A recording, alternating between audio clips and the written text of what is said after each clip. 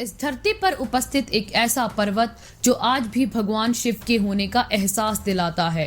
एक ऐसी अभिन्न कलाकृति जो हमें ये विश्वास करने पे मजबूर करती है कि इस दुनिया में आज भी अलौकिक शक्तियां मौजूद हैं। Hello everyone, welcome to explore YouTube channel. आज हम कैलाश पर्वत के रहस्य को उजागर करेंगे। हम जानेंगे कि क्यों कैलाश पर चढ़ने की मनाही है, कैलाश से आने वाली आवाजें, चमकती हुई रोशनी, नासा द्वारा सैटेलाइट से खींची गई तस्वीरों में शिव की प्रतिमूर्ति और हिंदू कथाओं और ग्रंथों से इस पर्वत के संबंध के पीछे की क्या सच्चाई है।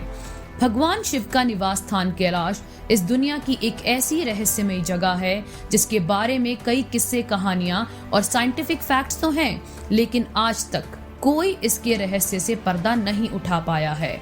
वैसे तो कैलाश हिमालय रेंज का पार्ट है, लेकिन इसकी बनावट और इसकी उम्र से ये हिमालय पर्वत से बिल्कुल अलग है।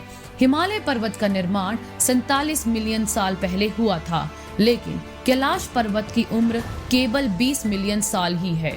लोगों का कहना है कि इसके बनने के पीछे सुपर नेचुरल पावर रिस्पॉन्सिबल है। कैलाश पर्वत से लगातार शिव के डमरू और ओम के उच्चारण की ध्वनि सुनाई देती है। यात्रियों का कहना है कि वे डमरू की थाप को पर्वत के आसपास भी महसूस करते हैं।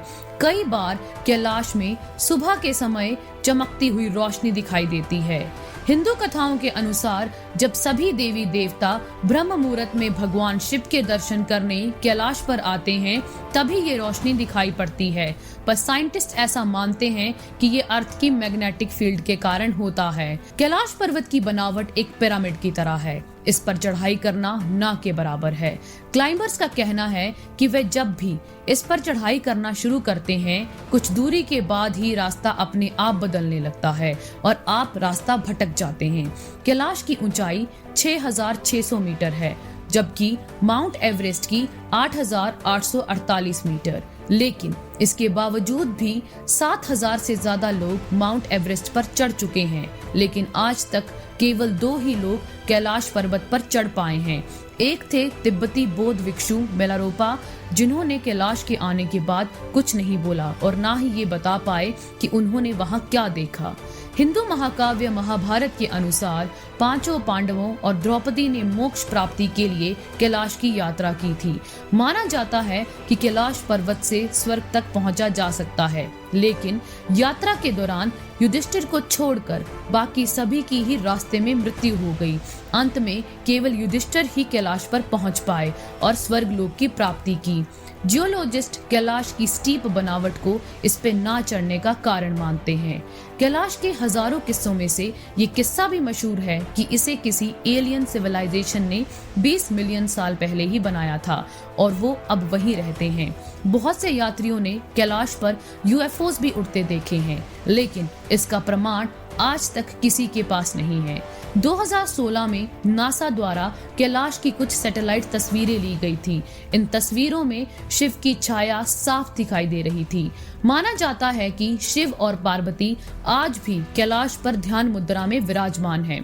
कैलाश पर्वत के पास 2 मुख्य झीलें हैं। पहली है मानसरोवर, ये मीठे पानी की झील है। इसी झील से सतलुज, झेलम, ब्रह्मपुत्र जैसी बड़ी बड़ी नदियों का ओरिजिन होता है।